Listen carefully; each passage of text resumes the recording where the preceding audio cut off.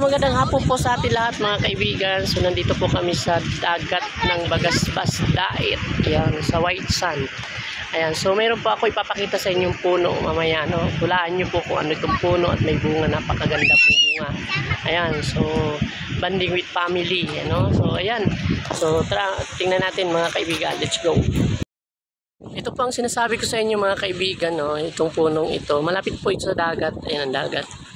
Ewan ko anong tawag sa inyo dito. Parang bumba siya eh. No? Ayan o. Ayan.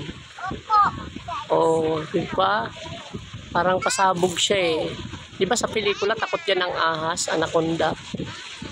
Yun, ang dami niyang bunga. Oo. Tingnan niyo po. Ang ganda. Oh. Ang dami po niyang bunga. Di ko alam kung kinakain po ito.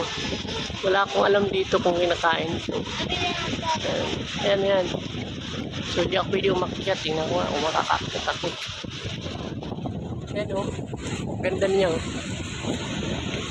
Ayan, ayan. Paikot po yan dito. Dami niyang bunga mga kaibigan.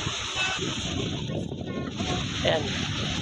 Hulaan nyo po at mag-comment po kayo dyan sa baba kung ano po ang tawag sa inyo dyan. Ito, hinog na po yan. Oh. Sarap na kainin yan. Oh. Hinog na siya. Yan. O, diba? O, yan. Tingnan nyo po. Dami niya. So, mag-comment po kayo dyan mga kaibigan sa baba kung ano po yung tawag sa inyo dyan. Mga kaibigan, umakyat na po ako sa puno para makita natin ito. Ayan o. Oh, di ba? Ang ganda nito oh. Wow. Ayan yan, dami niya oh. Ayan. Nandito pa ako sa taas ng puno, ang sarap ng hangin eh. Nakakaantok po itong hangin. Ayan, yan ang baba oh. Ito ang puno niya. Ayan. Di ba? Ayan oh, ito. Diba? Kaya tayo dito. Wala.